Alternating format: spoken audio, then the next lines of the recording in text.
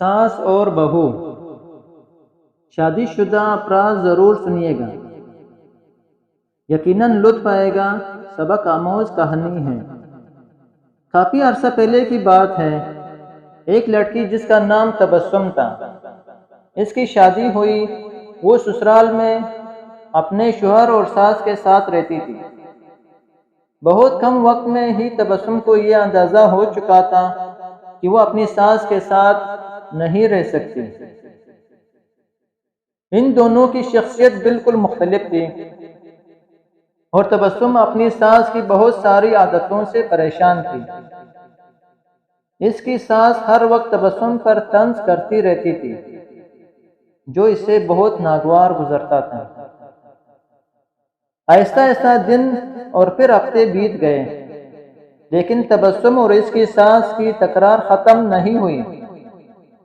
ان تمام نااتفاقیوں نے گھر کا ماحول بہت خراب کر دیا تھا، جس کی وجہ سے تبسم کا شوہر بہت پریشان رہتا تھا، بیچارہ۔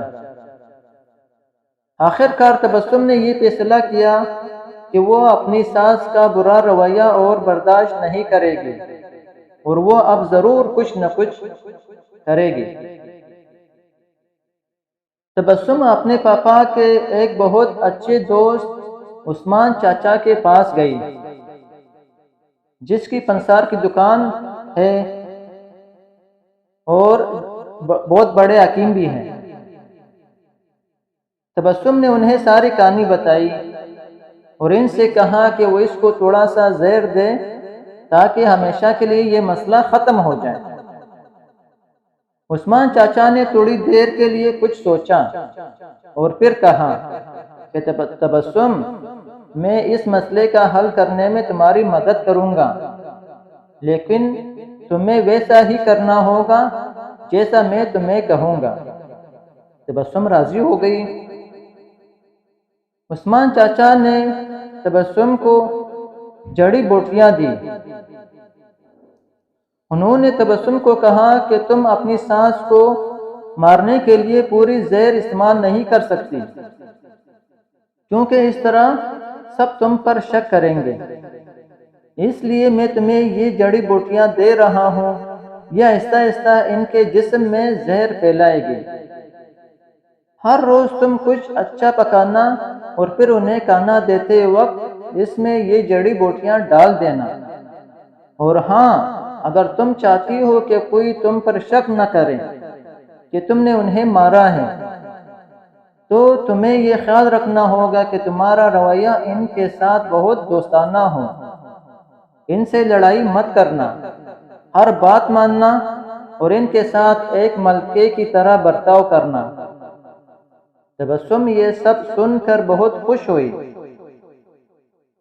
اس نے عثمان چاچا کا شکریہ ادا کیا اور جلدی سے گھر چلی گئی، کیونکہ اب اسے اپنے ساس کو مارنے کا کام شروع کرنا تھا۔ ہفتے گزر گئے اور پھر مہینے۔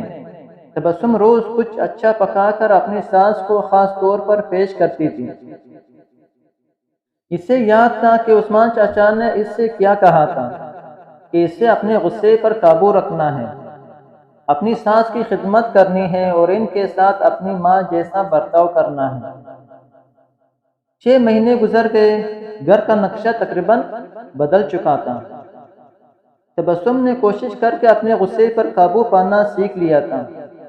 اب اکثر وہ اپنی ساس کی باتوں پر ناراض اور غصہ نہیں ہوتی۔ 6 ماہ میں ایک بار بھی اس کا اپنی ساس سے جھگڑا نہیں ہوا تھا، اور اب اسے بہت اچھی لگنے لگی تھی اور ان کے ساتھ رہنا بھی آسان لگنے لگا۔ اس کی ساس کا رویہ بھی اس کے ساتھ بہت بدل گیا تھا، اور وہ بھی تبسم کو اپنی بیٹیوں کی طرح پیار کرنے لگی تھی۔ وہ اپنے سب ملنے والوں کے درمیان تبسم کی تعریفیں کرتی تھی۔ تبسم اور اس کی ساس دونوں اب ایک دوسرے کو ماں بیٹی کی طرح سمجھنے لگی تھی۔ تبسم کا شوہر بھی یہ سب دیکھ کر بہت خوش تھا۔ ایک دن تبسم پھر عثمان چاچا کے پاس آئی۔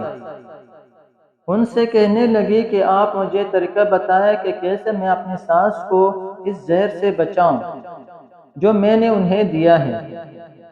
وہ بہت بدل گئی ہے، میں ان سے بہت پیار کرتی ہوں اور میں نہیں چاہتی کہ وہ اس زہر کی وجہ سے مر جائیں جو میں نے انہیں دیا ہے۔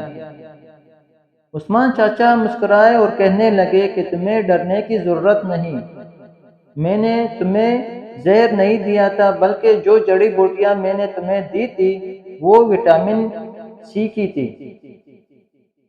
تاکہ ان کی صحت بہتر ہو جائے۔ زہر صرف تمہارے دماغ میں اور تمہارے رویے میں تھا، لیکن وہ سب تم نے اپنے پیار سے ختم کر دیا ہے۔